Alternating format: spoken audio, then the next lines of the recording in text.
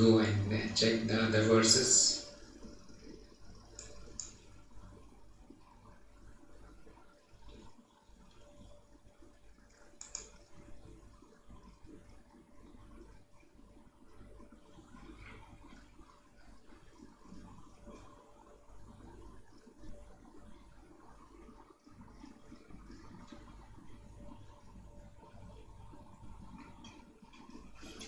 Number 10.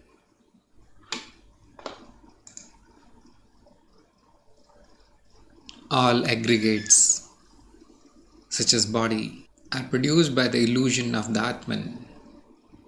As in a dream, no rational argument can be adduced to establish their reality, whether they be equal or superior to one another.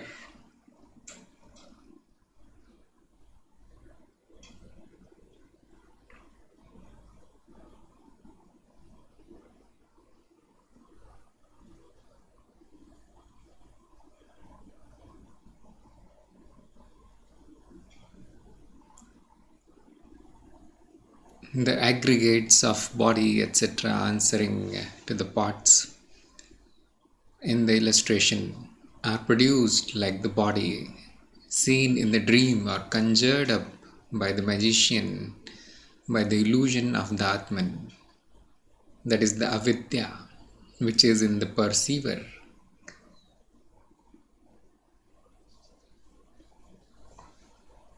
That is to say, they do not exist from the standpoint of the ultimate reality. If it be argued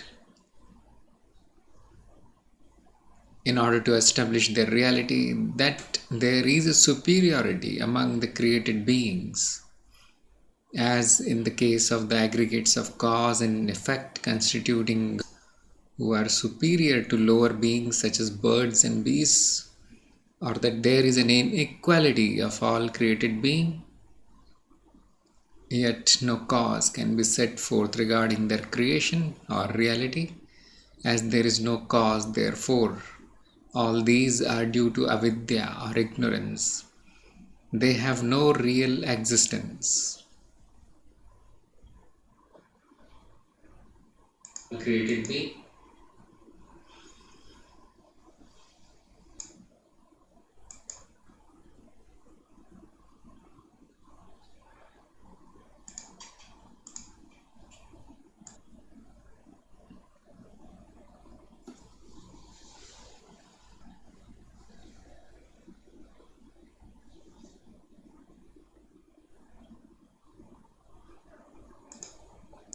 So it has been declared a few times now that the Atman has this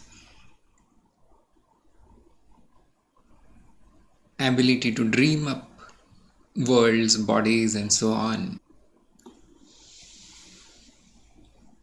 But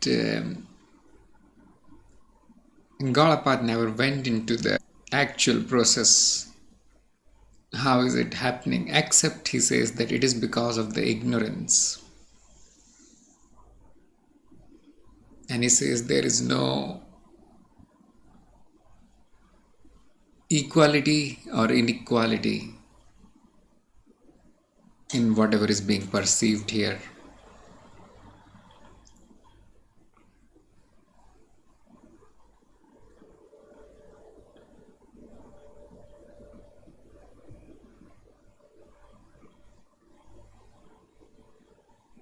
So let me see what Anandgiri is saying about this thing.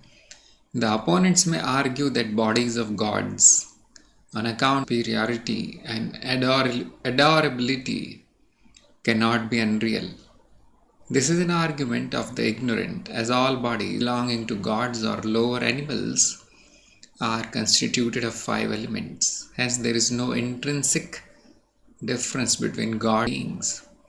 It is like the various objects seen in the dream, such as gods, birds, men, beasts. They are made up of the same thing, the mind stuff. Therefore, they are of the same nature and known to be unreal. The dream vanishes. Similarly, a wise man knows all bodies from Brahma to the blade of grass to be unreal. The idea of creation or coming into existence is due to avidya. With the removal of avidya, the idea of creation also vanishes. This topic will be discussed at full length later on. So that is what I was wondering, that if he has said this, there must be more explanation of this avidya.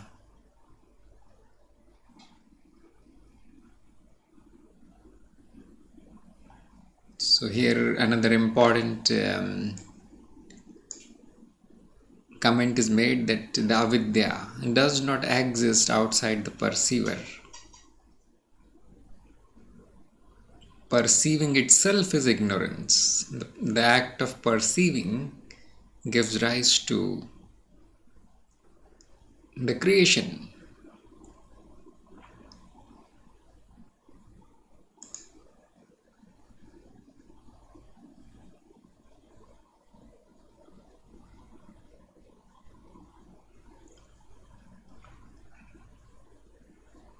Number 11. The Supreme Jeev, that is the non-dual Brahman, is the self of the five sheaths, such as etc., which have been explained in the Taittiriya Upanishad.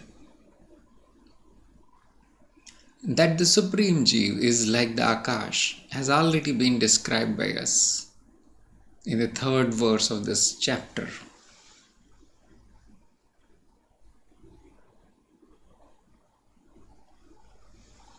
So Shankar is saying that now statements are made in order to show that the existence of the essence of Atman, which is non-dual and without birth, can be proved on the evidence of the Shruti, Rasa, etc. 5 sheaths, such as physical sheath, Taittiriyak, that is the chapter of the Taittiriyak Shakha Upanishad. It is the self of these sheaths. By it, the innermost self, the 5 sheaths, are regarded as alive. It is again called Jiva, as it is the cause of the life of all. What is it? It is the Supreme Self, which has been described before as the Brahman, which is existence, knowledge and infinity. It has been further stated that from this Atman, the aggregates of the body known as Ras, etc., having the characteristics of the sheath, have been created by its power, called ignorance. This creation being like an illusion of objects seen in a dream or in a performance of jugglery. We have described this Atman as the ether, and the Atman is verily like the Akash. This Atman cannot be established by the reasoning of a man who follows the logician's method of arguments, as the Atman referred to by us, is different from the Atman us.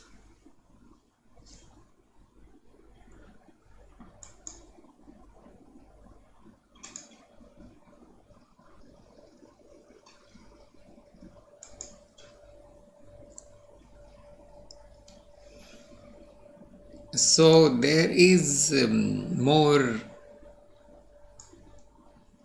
reference to some other Upanishad where these model of different sheaths, bodies inside the bodies, and each one getting more and more subtle, each more becoming more like thinner and thinner, it disappears. And inside all of them is imagined the Atman. So Gaudapada actually simply referenced some other Upanishad here. He is not really trying to establish this by reasoning or experience alone. And these logicians, well, they belong to some other philosophy.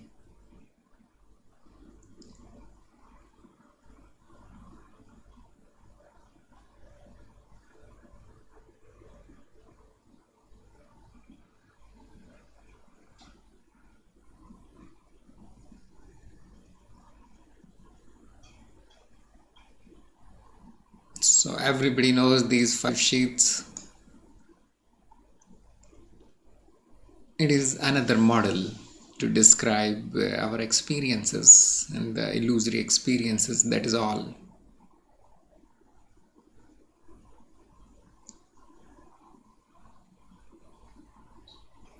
So how to get it through the reasoning? He is saying the rational method of arriving at the truth sought in the Vedanta philosophy, mainly described in the Karika of Gaudapada.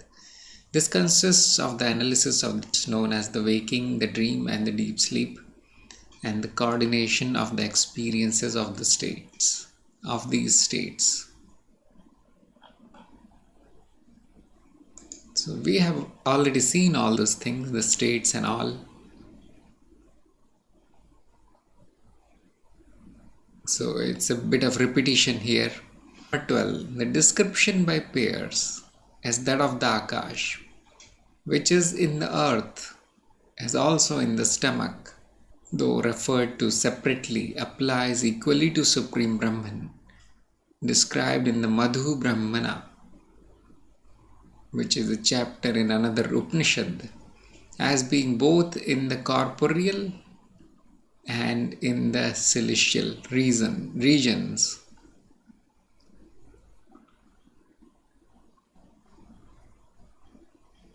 Now this is completely cryptic, and it is again referring to another Upanishad.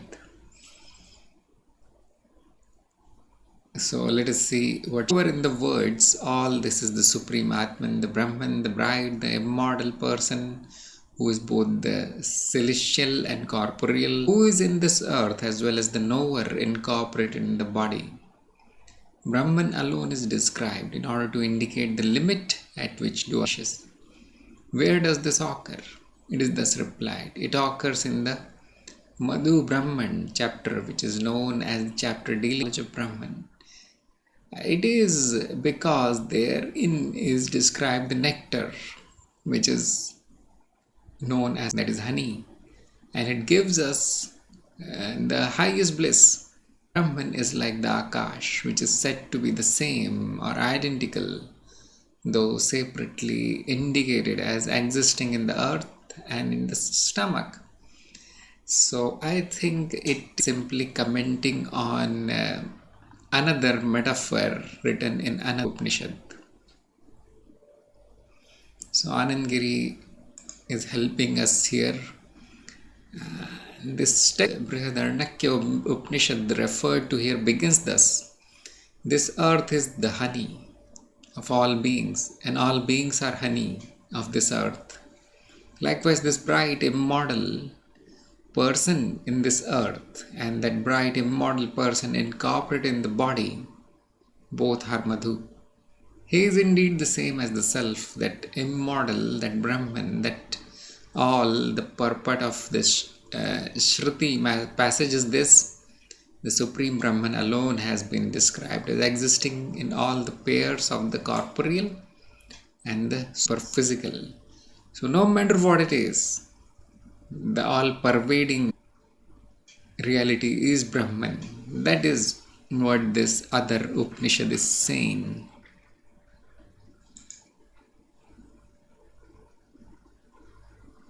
Number 13.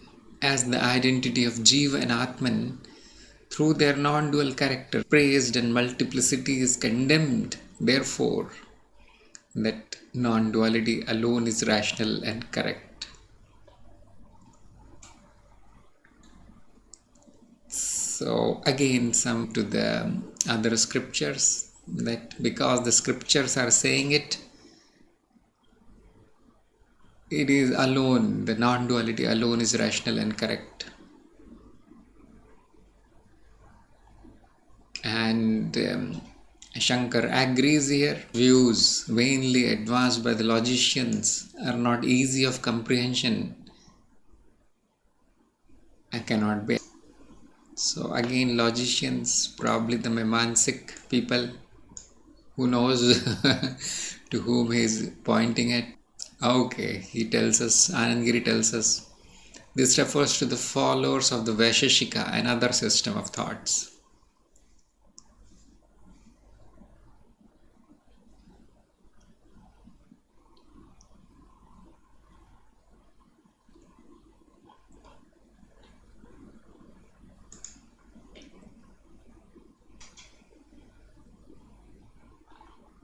14.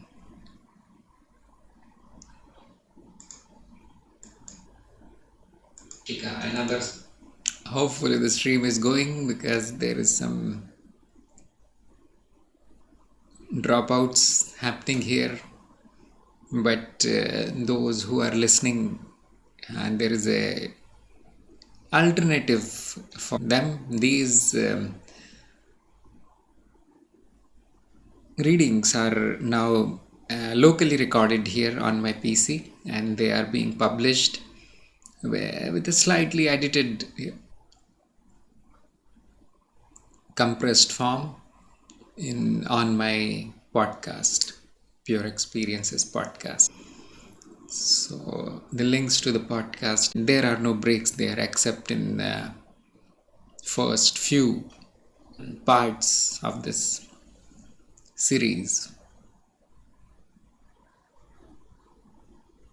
It's number 14.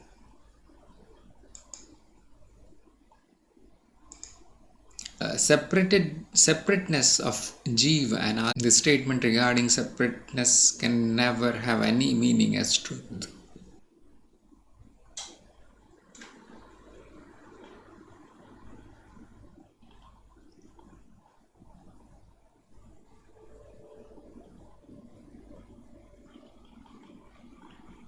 So I'll agree with it that for practical or just to talk about everyday things like the rituals and all, the individual and the universal are separated just for convenience. That should not mean that truth. So we have no problems here that can be done once the truth is known and made for convenience.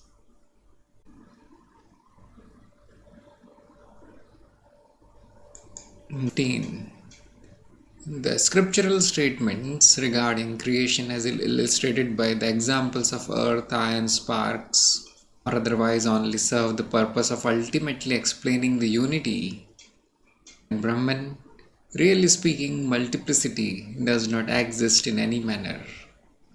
So again, there are clarifications that why the scriptures are, what are they saying?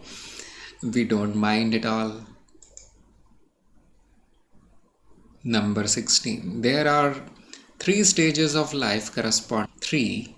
The lower, the middle and the high. Powers of comprehension.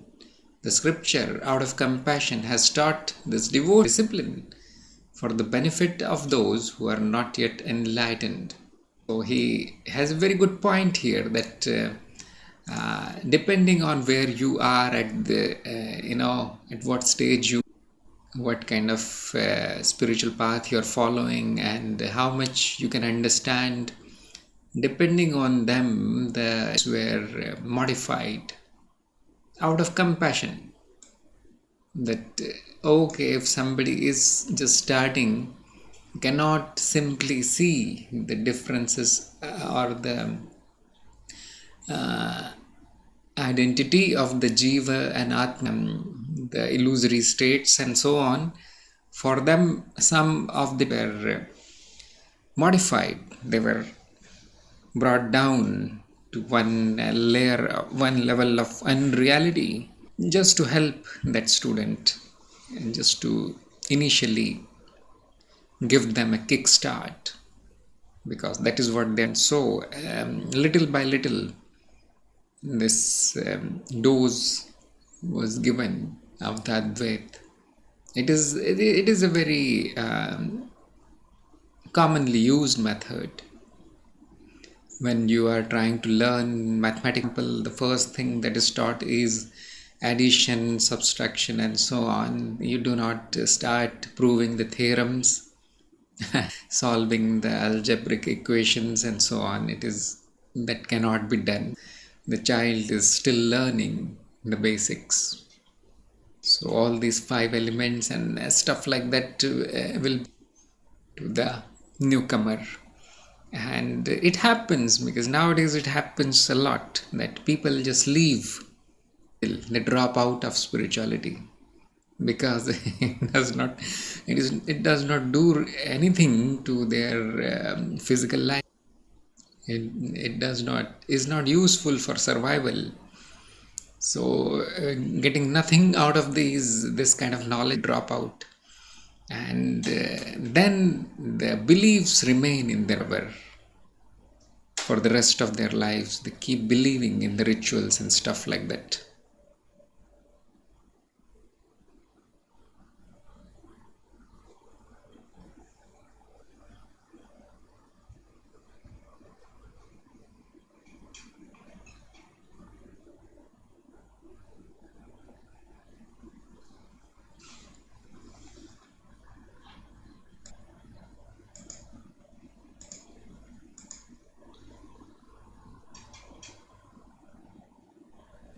I'm still facing some problems with the stream here.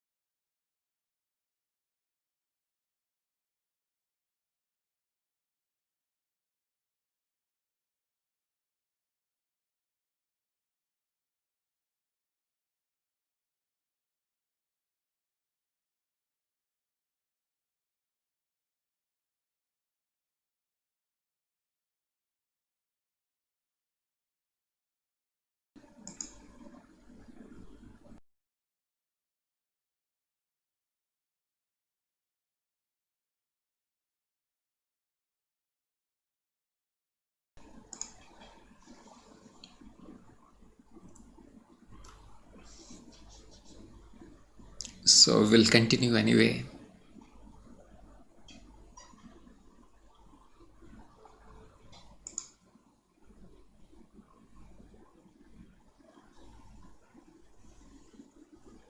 Number 17. The dualists obstinately cling to the conclusions arrived at by their own inquiries as being the truth.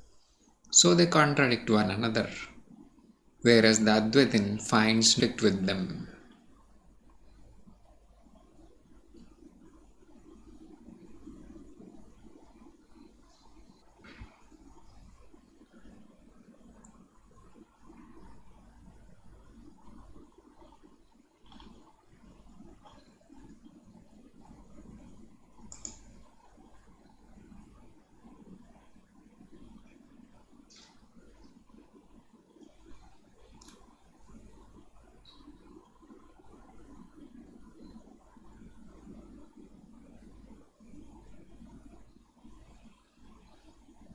Number 18. As non-duality is the ultimate reality, therefore duality is said to be its effect.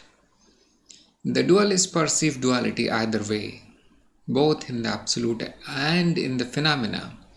Therefore, the non-dual position does not conflict with the dualist position.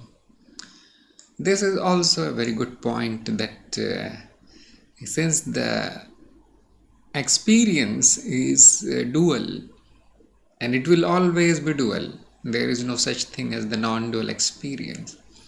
So, the dualism, all kinds of philosophy become a subset of non-duality.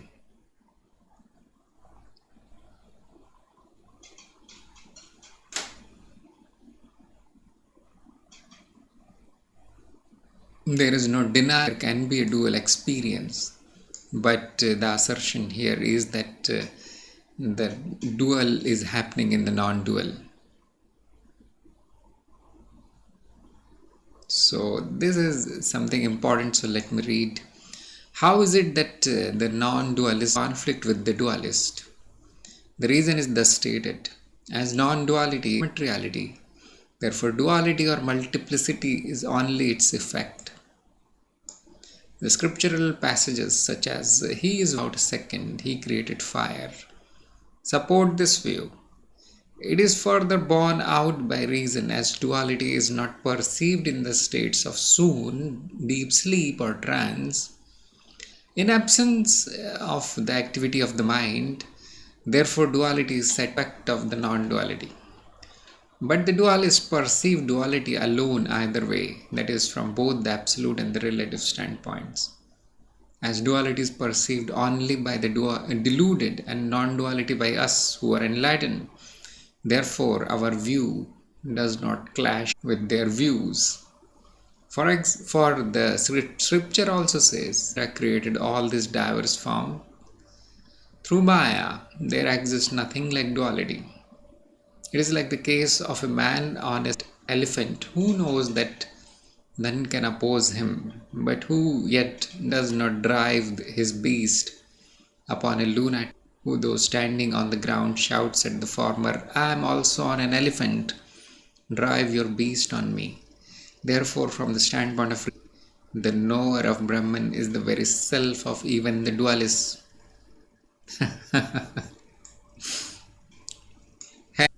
Non-dualist view does not clash with other views.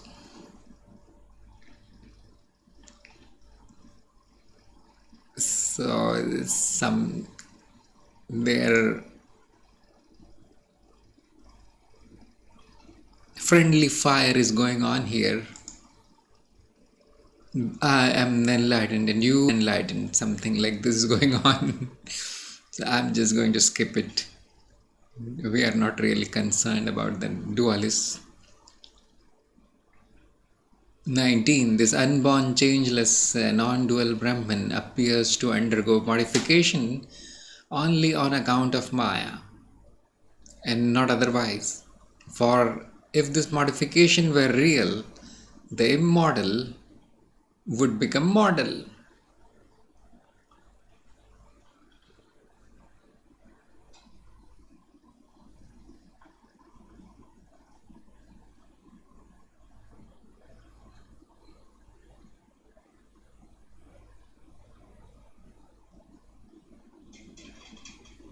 So Shankar has something to say here. If duality were the effect of non-duality, then it could be contended that duality also, like the Advaita, is the supreme reality.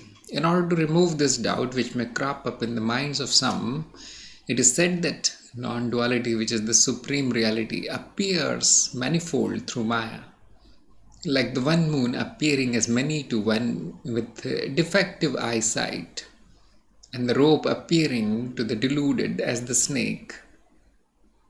This manifold is not real, for Atman is without any parts.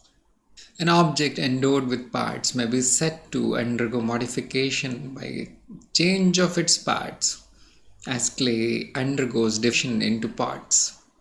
Therefore, the purport is that the changeless, unborn Atman, which is without parts, cannot in any manner admit of distinction excepting through Maya perceiver. If the appearance of manifoldness were real, then the Atman, the ever unborn and non-dual, which is by immortal, would become mortal as the fire would become cold, which is an absurdity. The reversal of one's own nature is not desired by any, as it is opposed to all means of proofs. Therefore, the reality, when changeless and unborn, appears to undergo a modification only through Maya. Hence, it follows that duality is not the ultimate reality. So, that is a very good argument here. I must agree that it is our direct experience and can be shown through logic that that which is witnessing is unborn and its very nature is unchanging. There is nothing to change there in Atman. It is complete emptiness. So what remains is an illusion, and that is the multiplicity is a result of the illusion or the maya or the projecting power of the mind. It projects names and forms on itself, on the Atman itself, just like snake on the rope. And once everything else, whatever is appearing, which is dual in nature, is discarded as unreal, what remains is the Atman, which is non-dual and real. There is no third thing there. There is Atman, changeless, unborn, and infinite, and etc. And there is appearance of duality, which can be shown to be not existing independently of Atman and can be discarded. If that is discarded, then only the one remains. There are no two then. Yes, you can make a mistake of assuming the Maya as real, and then you will say, oh yes, the Atman is being modified here. But just like he said, the fire cannot become cold. You cannot say that the nature of Atman is modification. So there is no reality in the modification. It is only an appearance.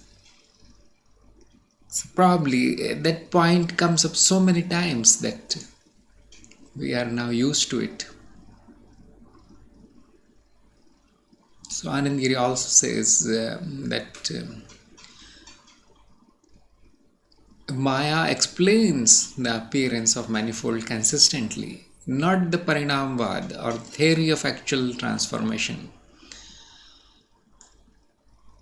by the Sankhya's. You see, there can be other views, yes, why not? But they are not consistent. They are not consistent with observation. So they have some holes in them always.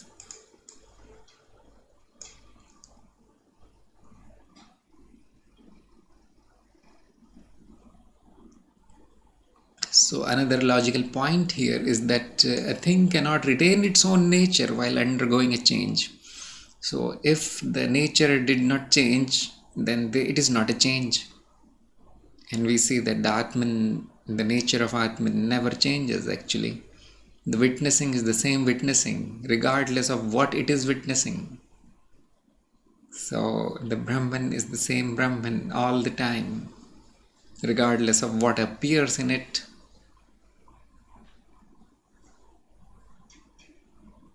If it happened that the Atman changed, then we would see different aspects of it undergoing the change.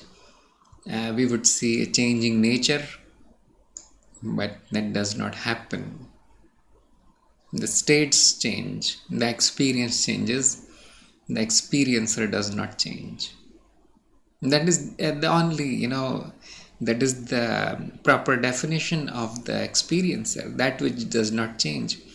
So it is by definition also that we have already defined the Atman as unchanging component of our experiences, and then we cannot say that okay, it is also changing now. That cannot be done now. So one of the tests of reality is that it never admits of any change of its innate nature. That is another logical point here, that which changes is not real. The truth is something which never changes, which never appears in any other form. So it is the test of reality, or the very definition of reality is unchanging, and the Atman is such a reality which never changes into anything. Therefore, the act of creation or modification is an illusion. Hegel's theory of logical necessity, or Bradley's absolute somehow becoming the phenomena, cannot be borne out by reason. So here There is a mention of Western philosophers who perhaps hold such kind of views. So it is by Anand Giri, not by Gaudapada. They were not there when he was around.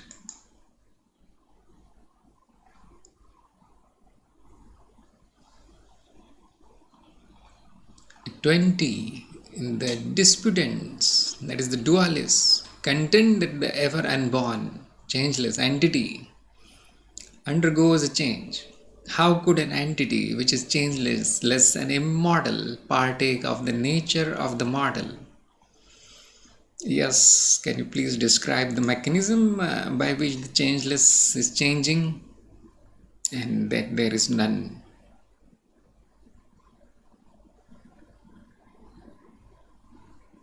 So Shankar never loses a chance to insult these dualists.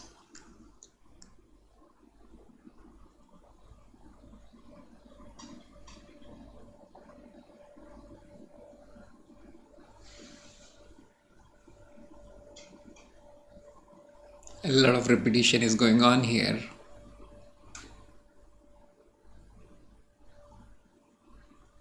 The bottom line is the theory that Atman somehow changes into universe is fallacious.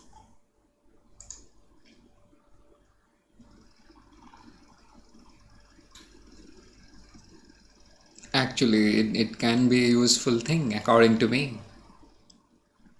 Because you do not even see how it produces the illusion also. So it is a matter of using a proper language only, isn't it? The Atman changes into the world. You can simply replace it by the Atman appears as the world. But you will never see the cause and effect relation there. Even the appearances do not have a cause. And that place of darkness becomes a problem for people who cannot let go of cause and effect. So for those people it can be useful theory to say that the universe actually appeared out of Atman nothingness. But close examination shows that this is not happening, because there is nothing else there to be modified into the universe, and if it is modified then it will not retain its nature, which is according to our direct observation and logic also. Because in order to perceive something or to witness something or to know something, the witnesser or the experiencer should not change. This is a very, very strict condition which you will find is impossible to deny. If the experiencer itself changed, that means it has become an experience. That means there is no experiencer now. So you can be certain that the experiencer does not change. If it changed, there won't be any experiencer left, which is the silent and empty screen of witnessing, and then nothing can be said about anything at all. If it is illusion, you cannot say anything about it. If it is real, you cannot say anything about it, because there is no perceiver left. It changed into something. So this is a very solid point here. That's what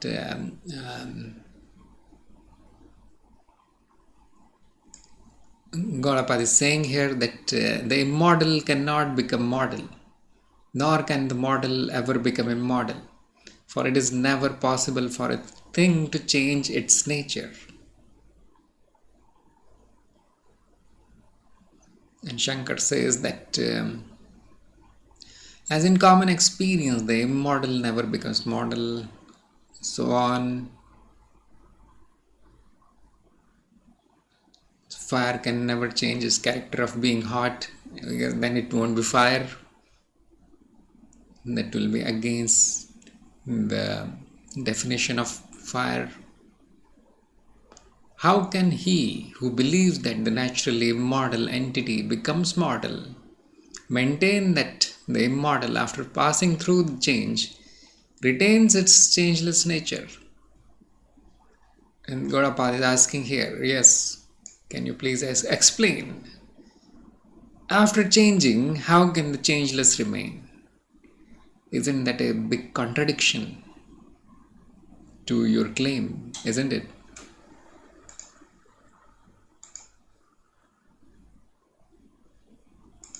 Assuming the Atman is changing, it changes into the universe or whatever, multiplicity. Now, after doing that, how can it again become changeless?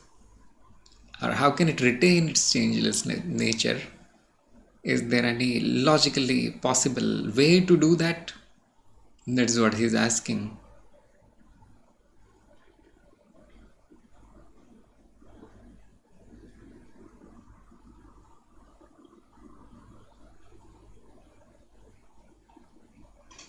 And Shankar says that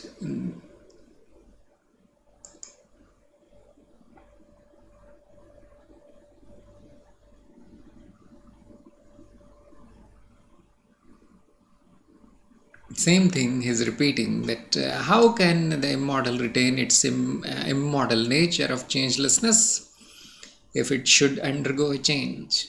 It cannot by any means be so. Those who hold that the Atman passes into birth cannot speak of the Atman as ever birthless. Everything according to them must be mortal. Hence, there cannot be a state called liberation.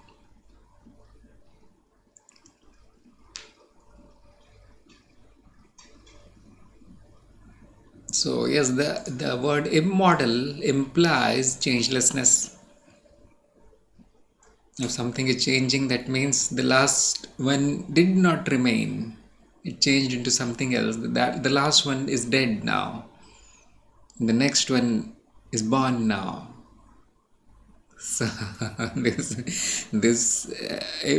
the mortality and change are one and the same thing. You see, the body is assembled out of dirt and then disassembled into dirt. It is mortal. Why? Because it changed, and it is changing every second because it is dying every second. So this, if something is defined as changeless, then it cannot be mortal. It has to be immortal.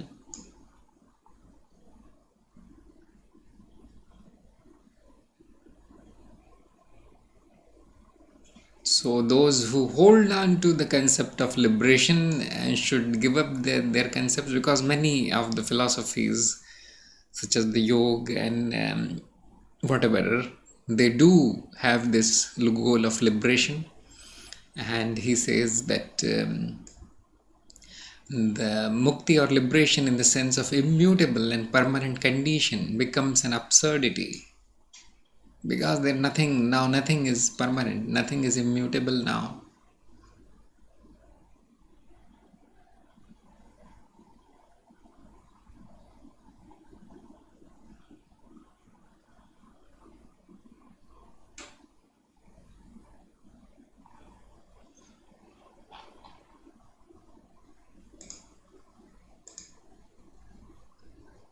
It's 23. The passing into birth may be real or illusory. Both these views are equally mentioned in the Shruti. That which is supported by Shruti and corroborated by reason is alone true and not the other.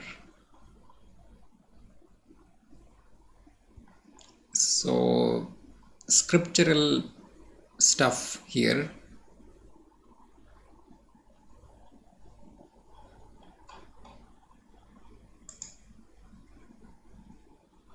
Number 24. From such scriptural passages as there is no multiplicity in Atman, through Maya, we know that the Atman, though ever unborn, verily appears to have become many only through Maya.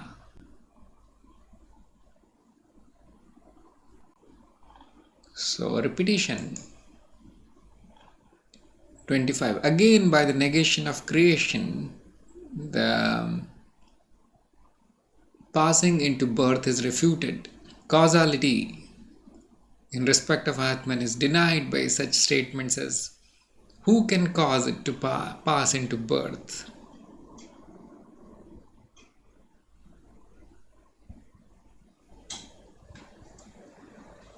So the Sambhuti is a technical word from some other philosophy. And Shankar says they enter into blind darkness who worship Sambhuti. The whole creation and evolution is negated.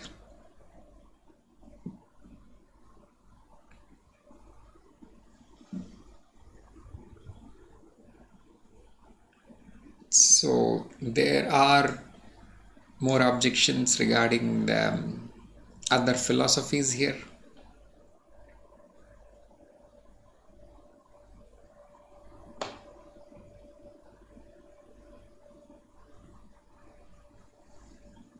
So I hope everybody knows the issue of Hiranyagarbha and who is the first of all and the evolved effects from whom as the matrix the whole evolution proceeds. It is described in the Vedantic texts as the summation of all subtle bodies.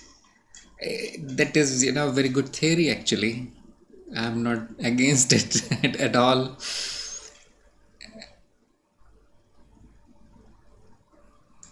But right now we are not interested in that.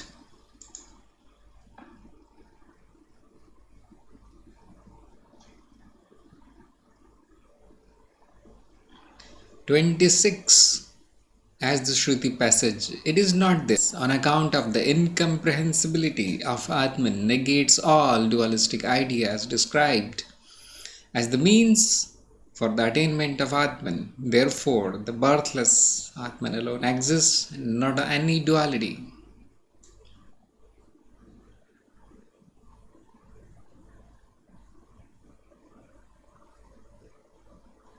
So you will arrive at the Atman by doing this, not this technique, which is mentioned here as the Neti Neti.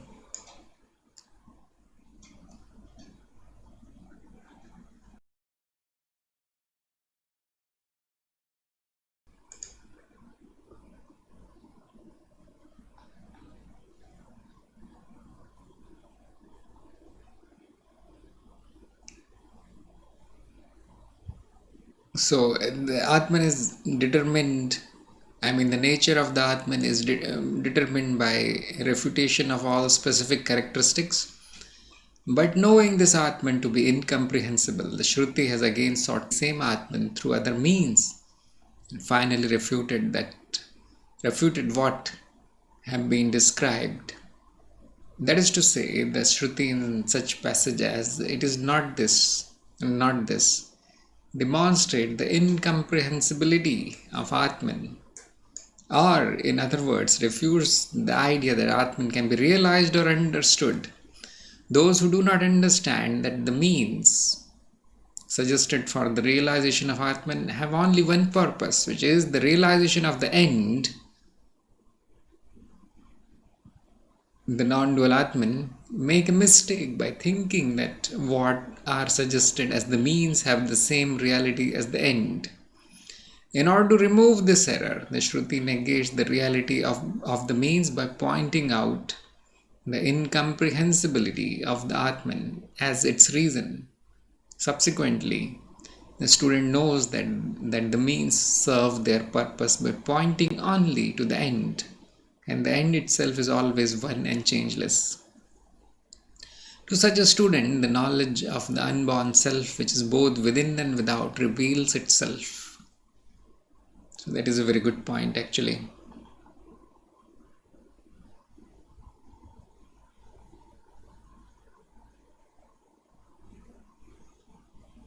Anandgiri says the reference is to the Unborn Upanishad again, which begins with the statement there are Two forms of Brahman, the material and the immaterial, the model and the immodel, the solid and the fluid.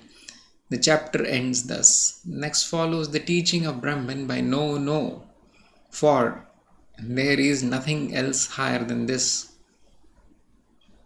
If one says it is not so, those who cannot meditate on Brahman, free from all attributes, are advised to concentrate on some characteristics of Brahman superimposed upon Brahman for the facility of meditation. Then the students are asked to negate those attributes also, because thus alone can they realize the undifferentiated Brahman, which alone is the supreme reality.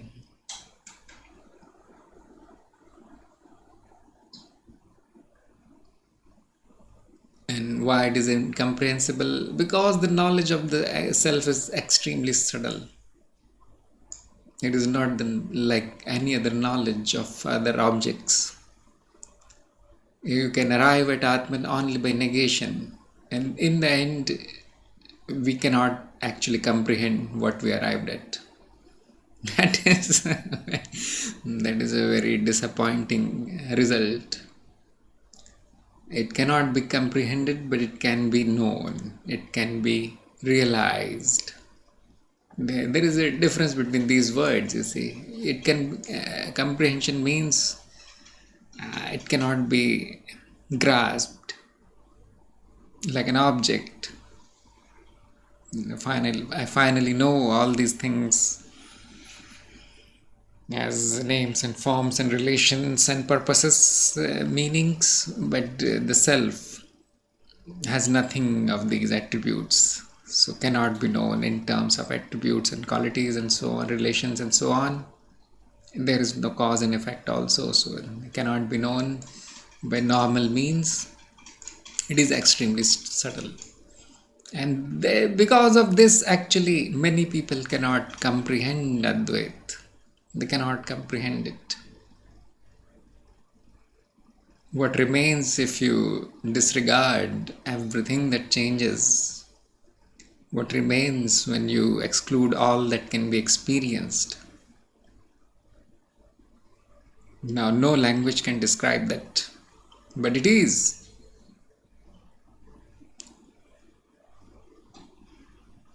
That is to say, the Atman is never the effect of any thought or words.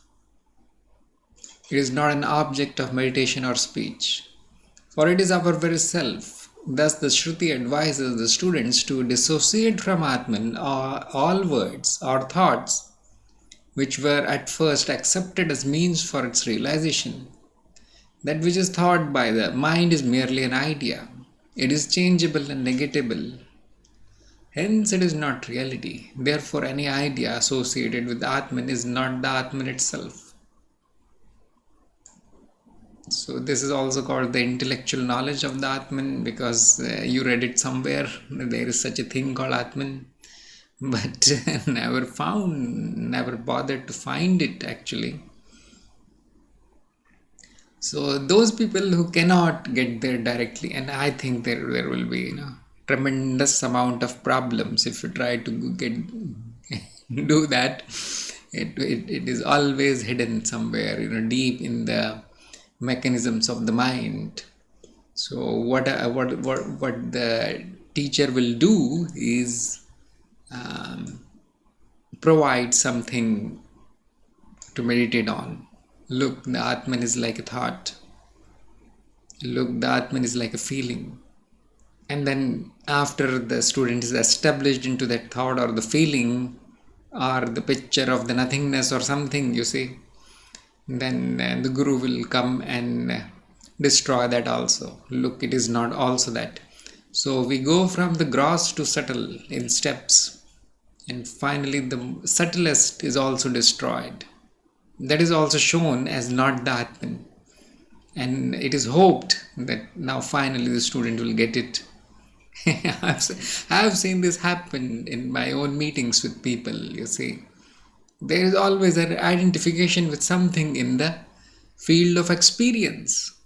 And when told that, look, that is also not you, then there is an element of surprise there. Oh yes, then there is incomprehensibility. Yes, it is, but it is not like this. The mind is puzzled, and the mind falls actually very quickly into its old belief system. That also happens.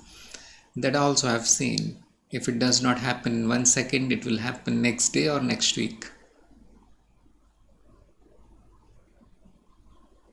So that is that is what Shankar is saying, that and the dualists or the opponents or whatever, they cannot comprehend this thing because it is very subtle.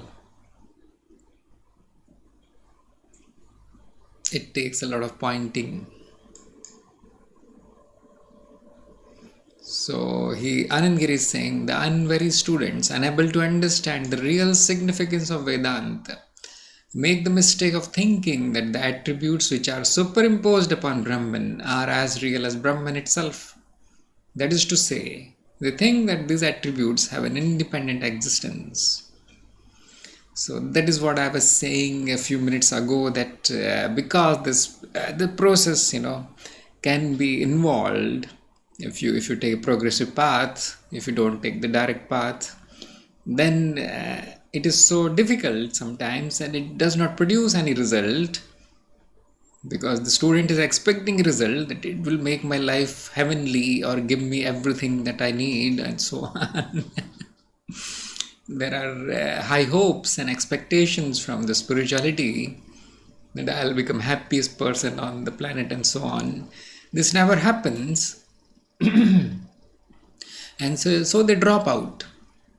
And because something was told to them as identical to Brahman, for the rest of their life they live like this, thinking that the thing that very tiny experience in the meditation is the Brahman, is the Atman.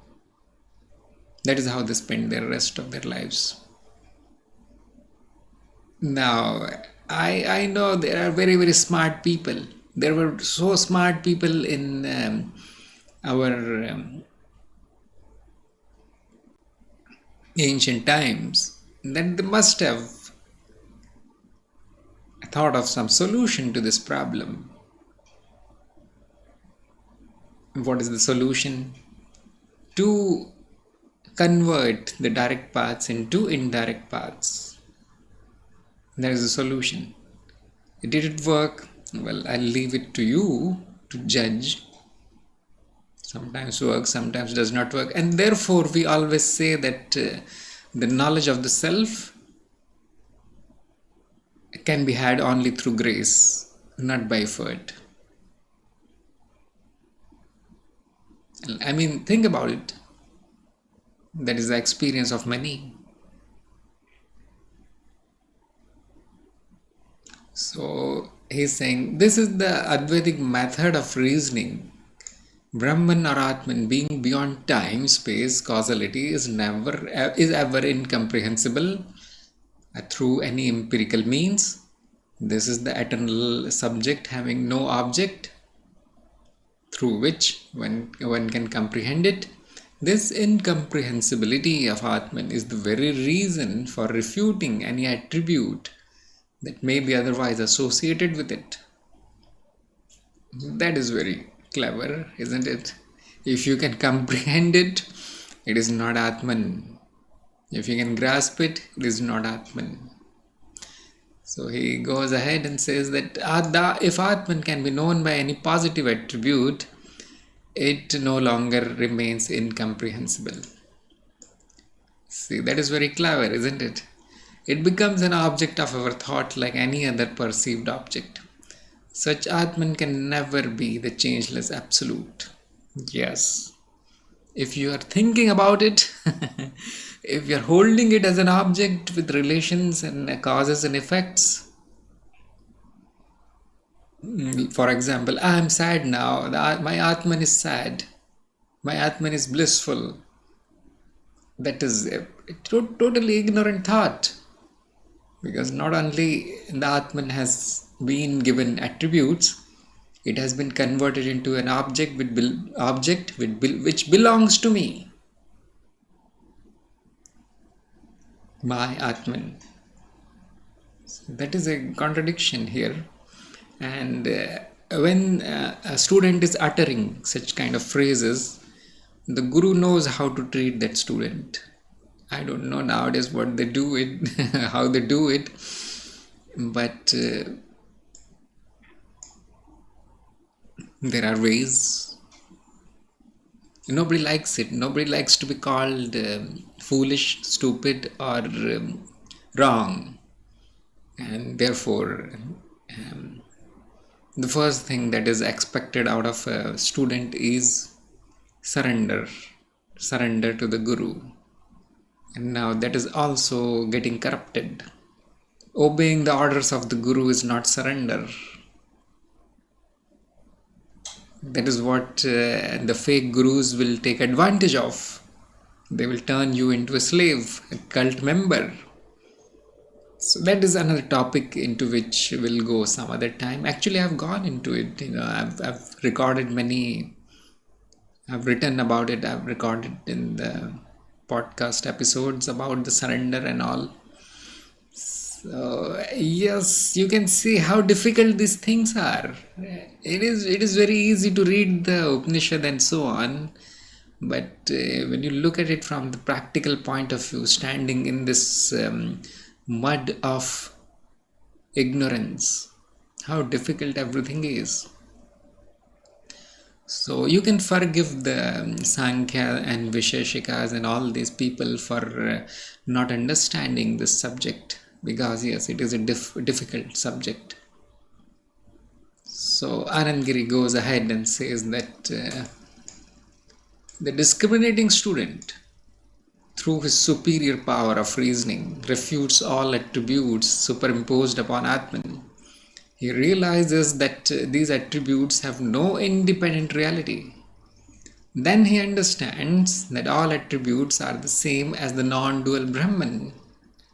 As one who knows the true nature of the rope realizes that what he formerly thought of as the snake is nothing but the rope. That which has superimposed upon the rope is identical with the substratum. Only the idea of the existence of the snake apart from the rope is the illusion. So it is very clear here. I am pleased to see this kind of clarity. Similarly, all attributes of Atman, such as materiality and immateriality, are in reality identical with Atman. To concede any separate existence to the attributes independent of Atman is illusion. Atman, the non-dual, changeless and causeless reality, alone exists. All that exists is Atman. Even that which is imagined as a means for realization of Atman is not separate from Atman. Now, you must have given some means for realization like meditation, breathing and whatever, you see, whatever is in fashion in that century. But that is also not separate from Atman. Ultimately, and the means of realization, although will be shown as untrue, are actually not separate from Atman. How is that even possible? How is it possible that the means, being the false, can point to the truth? How is even that possible? The mind cannot comprehend it, but that is what happens. Where else are you going to point if everywhere there is Maya? Where are you going to point? When everywhere around you is sea, there is no land, where are you going to point and tell that look, there is land there? That's why I say it demands a little bit of faith also. Demands a little bit of blind faith on the Guru. And it makes it more complicated. Now you can see. You are asking for surrender, you are asking me to believe the scriptures, and now you are asking me to have blind faith. Well, the philosophy is now getting converted into some kind of cult or religion. But now you can see why these various traditions, religions and cults were born out of Advaita and such philosophies. Because An average student cannot handle it directly.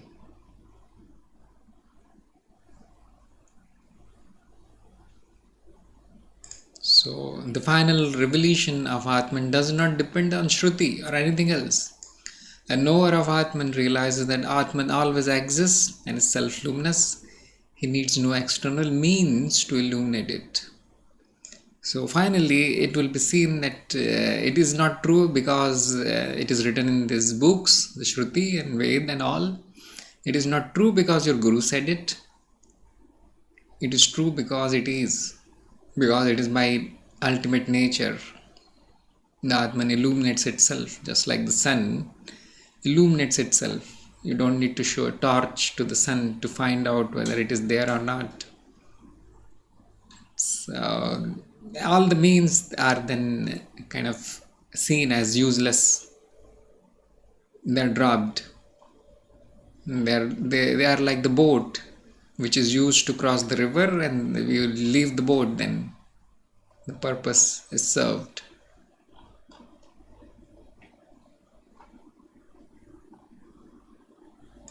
It's very important points were made here.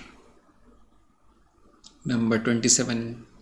That which is ever existent appears to pass into birth through illusion and not from the standpoint of reality. He who thinks that this passing into birth is real asserts, as a matter of fact, that what is born again, and so on without end. So we have covered this thing about the reincarnation. If something is born, that means it can be born again. It can die, and then that thing, the substratum, because it has been returned to its constituents, simpler form, can take the form again. So just because there is returning, there is transmigration, should not point to the reality of the creation.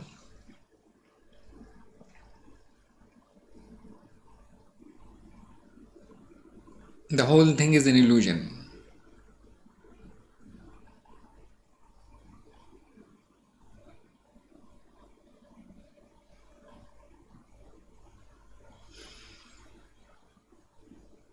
And so there is a very important objection here.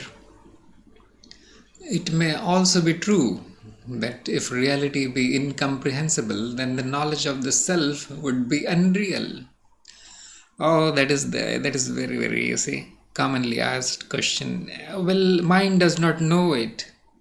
Then can we say that if it is not knowable, it exists? What do you say? Isn't it a fundamental issue in the epistemology that knowability determines the existence? You have already declared it as incomprehensible. That means the knowledge of the self is kind of unreal, because cannot know it thoroughly like any other thing. Nobody can see it, nobody can witness it. There is nothing objective about it. From what definition are you calling it the ultimate reality? Not only tiny, whiny reality, you're calling it the ultimate reality. And that is the objection. So let us see what Shankar is replying here. No, this cannot be, for the effect is comprehended. He is saying it is inferred. As the effects, that is to say, creation of new things, come from a reality existent.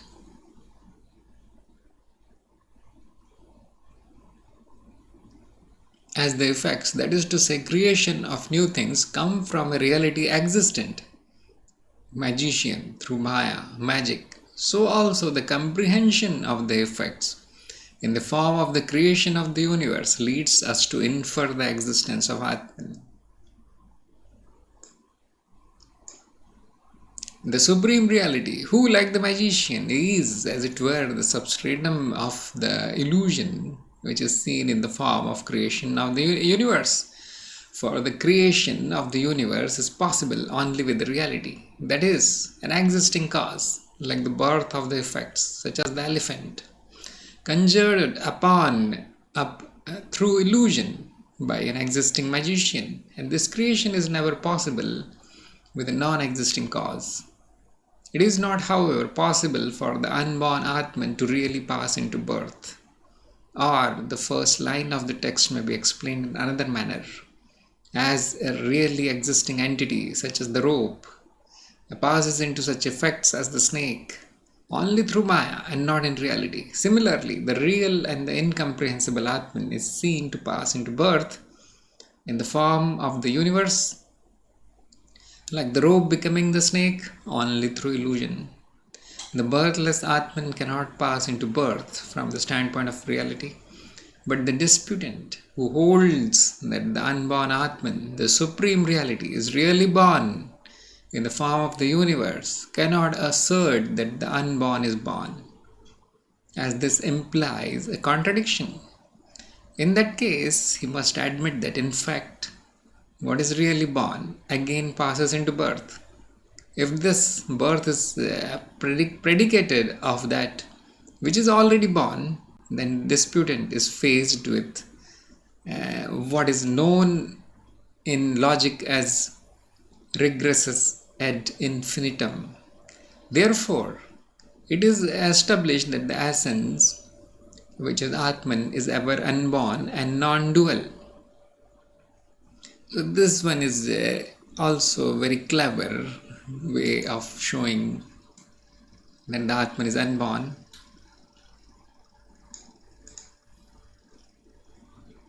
So he says the supreme reality Atman is really born in the form of the universe. If it does so, then we cannot say that the unborn is born. We cannot call it the first cause then, as it implies a contradiction. How can the unborn be born? When was the unborn born? And so on.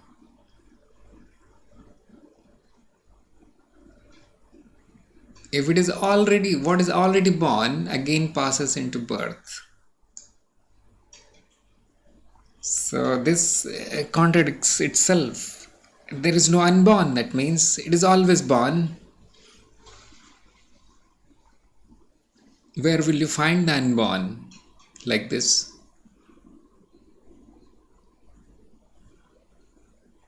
And if it is already born, then can something be born out of it? So if you go into this kind of deeper analysis of the concept of a universe taking birth from something which is nominal, which cannot be seen, then you will face this kind of logical difficulties. Okay, that which is in the substrate is now converted into that which is prakat, that which is manifested. Now where is the substrate now? What happened to it? Can it take another form now? Can it be born again? And that causes very, very infinite regression kind of thing.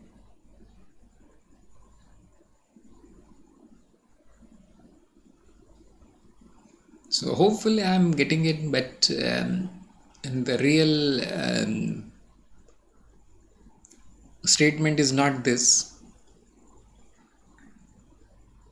The actual answer to the objection is that because there is an effect, there is the Atman. What is the effect? The illusion. Without the illusion, there won't be any Atman. And without the Atman, there won't be any illusion.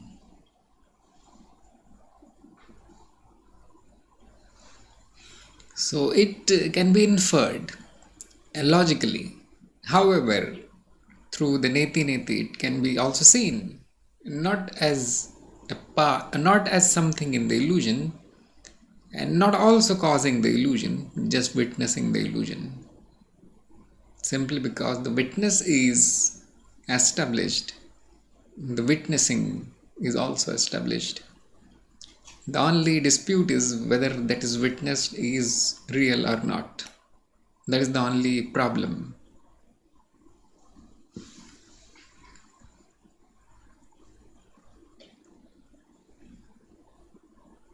The Atman is incomprehensible is not a real problem.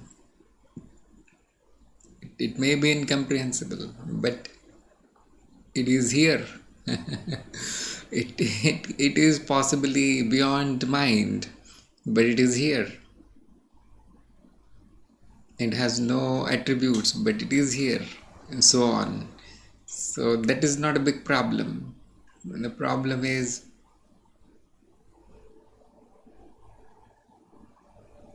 out of which it is inferred is real or not. Are there two or not?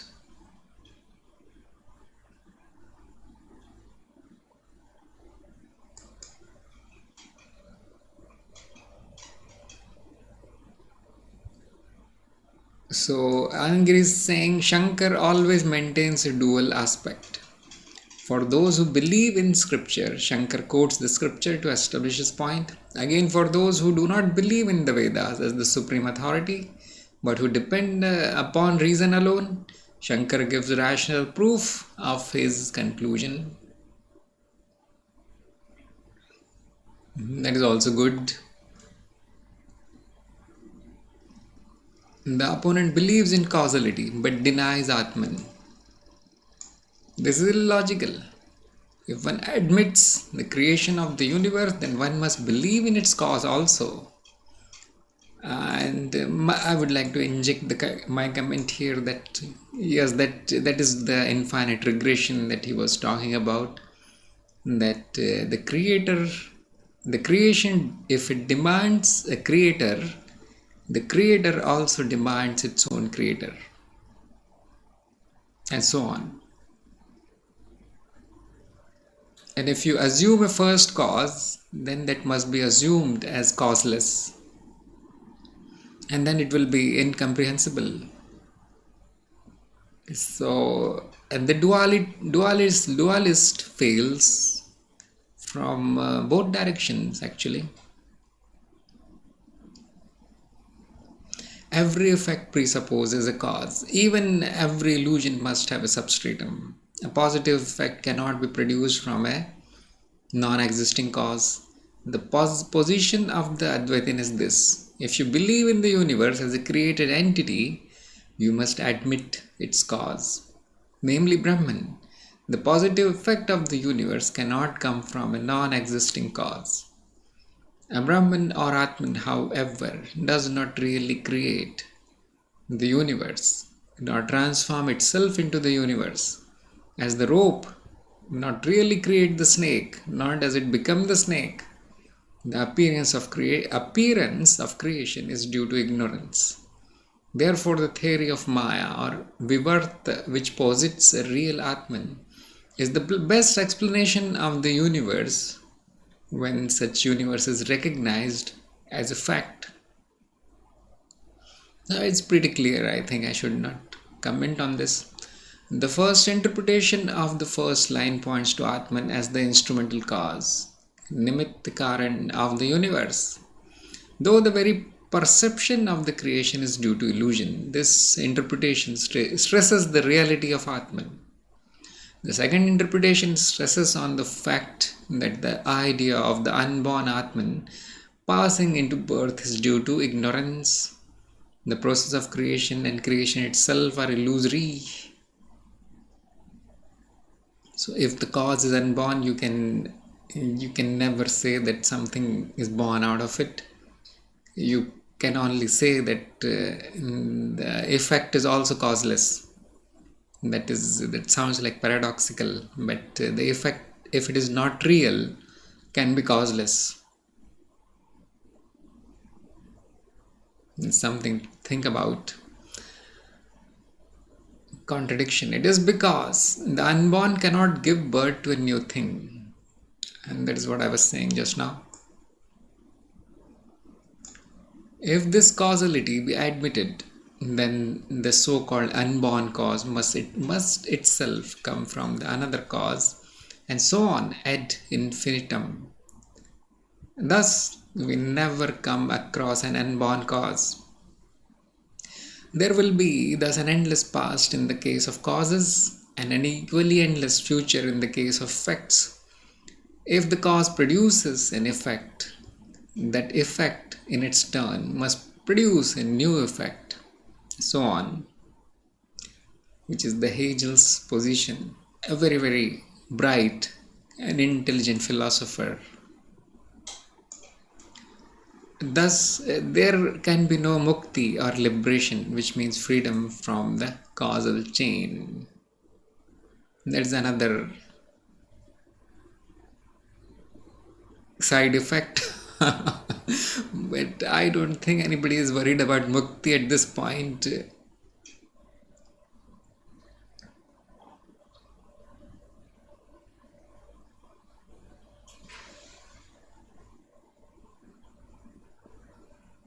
So hopefully this much reasoning is not causing any headache.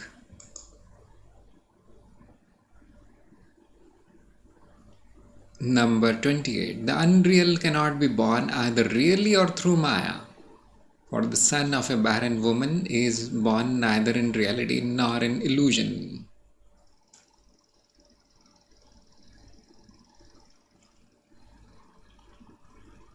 There are those who hold that all entities are unreal and that the non-existent produces this world.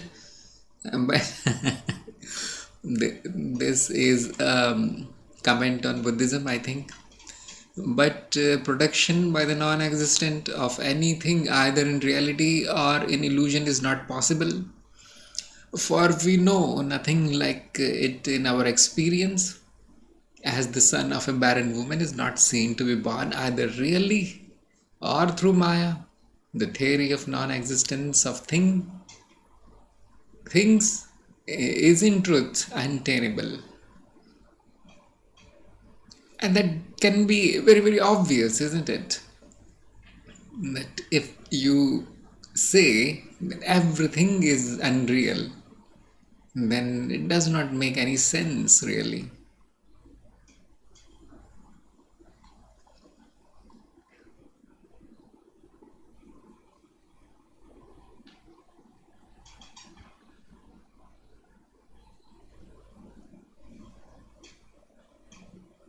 And Anandgiri agrees, I think. He says, if the ultimate reality be non-existent, then it cannot pass into birth. Again, if what we perceive be unreal, its production is likewise impossible. In either case, causality is unreal.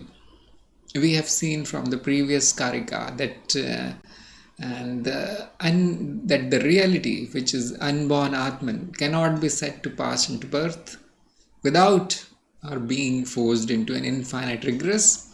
This Karika shows that the production is an impossibility of if the ultimate reality be non-existent or if the thing we perceive be unreal. So causality or production or passing into birth is an absurdity. In case the Atman is a reality, the passing into birth may be explained by Maya, but in this case, even that explanation cannot hold, for there is no evidence in our actual experience to justify the presumption that either something comes out of nothing or nothing comes out of something. So I was talking about this thing a few minutes ago, that we do not see anything born out of the Atman. Not in reality and not in unreality. Even the Maya has no cause. It just is. Now, I know here the mind will stop here, or the mind will complain. How can it just is? Just like the Atman is uncaused and unborn, the Maya is uncaused and unborn. Now that is the limit of the mind there, you see. It is trying to find something, some ground of the Atman, cannot do that. Cannot, it is there is no descriptions of Atman. Similarly, the Maya is Atman, some way, some hidden way, and there is no description of Maya also. There is no why. Why Maya? No, there is no why. That is what Anand Giri is saying, as far as I can understand.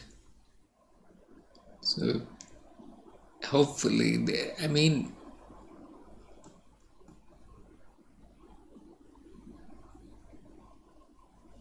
this can drive us mad, because an intellectual person cannot accept ignorance.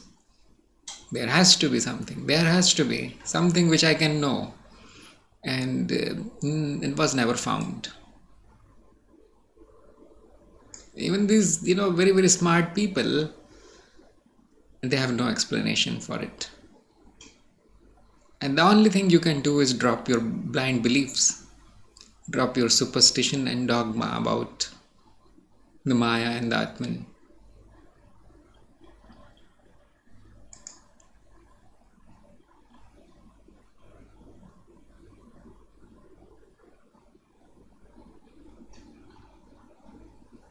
So I'll read this and then we'll stop today.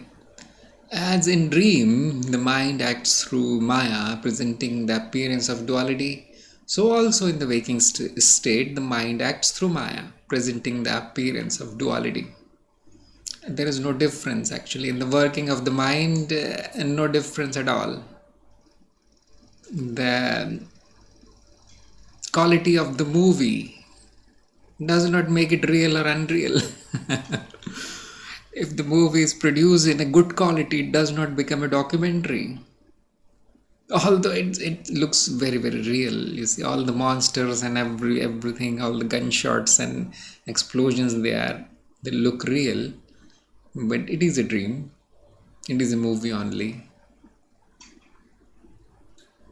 So just because the night dream is a low quality copy, cheap production, and the daydream and the waking experience is high quality production, does not mean that the waking state is real than the dreaming state. And the same equipment is used to produce the illusion. So hopefully that very funny metaphor will establish this point, as made by Gaudapada. And Shankar says, how is it possible for the reality to pass into birth through Maya? It is thus replied. As the snake imagined in the rope is real when seen as the rope, so also the mind from the standpoint of the knowledge of the ultimate reality is seen to be identical with Atman. This mind in dream appears to us as dual in form of the cognizer and the cognized through Maya, as the snake appears to be separate from the rope through ignorance. Similarly, indeed, the mind acts in a dual form in the waking state through Maya. That is to say, the mind appears to act. So the mind is a mischievous thing.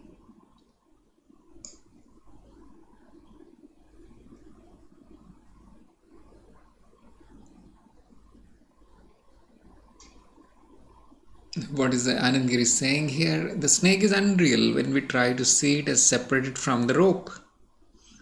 But when the real nature of the rope is known, then it is realized that the snake which appeared is really identical with the rope. The substratum, adhisthana, is the same as that which is superimposed, aropit, upon it.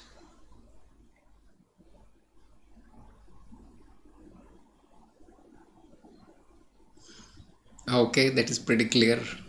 The mind as the substratum of the dream experience, identical with reality or Atman. Yes, I was trying to see this thing. We need to imagine a intermediary here, which is called the mind. You see, although it is a very funny thing, it is also an illusion. It is also our imagination that there is a mind. And therefore, sometimes we call the activity as the mind. The activity of the Atman is the mind. When there is no activity, there is no mind and there is no experience. There is no dream. So this takes on its own life, actually, the mind, because it is not caused by the Atman. It looks like as if it is independent. Like, for example, the snake in the rope will start moving and will start hissing at you. You see, the mind can do that. And it does not look like the rope is responsible for this activity of the mind. But where is the snake actually? It is the rope only. Looks like snake because of our ignorance. So where is the mind? It is Atman only. And there is no necessity of the mind also, you see, because we never see the mind also. We do not see an entity called mind. We only see the appearances. Then we assume that there is a mind behind it. And therefore the mind is also unreal. And he goes and says that in dream we have the experience of the separate existence of the perceiver, the object of perception and the act of perceiving. But in the waking state we know these threefold experiences to be nothing but the mind so appearing. The idea that the dream experiences are different from the mind is due to the ignorance which exists in the dream state. The knower of the real nature of the rope finds it to be identical with the snake. So if you get rid of the mind, kick out the mind, you will find that the appearance and the perceiver of the appearance is actually one. So that establishes the Patanjali's formula of Chitta Vritti Nirodh. So bringing in the mind actually complicates the situation. For in reality, Brahman does not act, and the action of the mind is due to Maya. The Shruti also says that the mind in reality is Brahman. So that is the full stop on the story, isn't it? That means any philosophy that proposes mind as having a reality of its own, either imagined or real with its own substratum. Like, for example, these days there are some theories like the universe is a simulation, or the holographic universe, or all such theories that propose a information system that has its own reality. That is, you see, just an added on complication on already, a complicated matter. These theories also do not explain it completely, because the mind cannot be the substratum.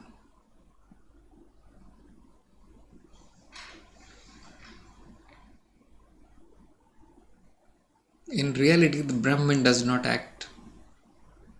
It does not simulate anything. It does not project anything. Actually, this concept of the mind, well, we are stuck with it now, so we use it. So hopefully there will be more commentary on the mind, what is mind and what it does and so on. Or probably we'll see a total destruction of the mind. It is possible. But the mind holds a very good position in Vedanta, as far as I know. It is a good tool to explain certain things, especially the Maya. Probably it can be introduced as a mechanism for the Maya, even though we do not. We do not see any such mechanism. The mind itself would demand a mechanism, and that will lead to the infinity, which nobody likes. So here we will stop today and we'll continue this chapter again very soon. Thank you very much for listening.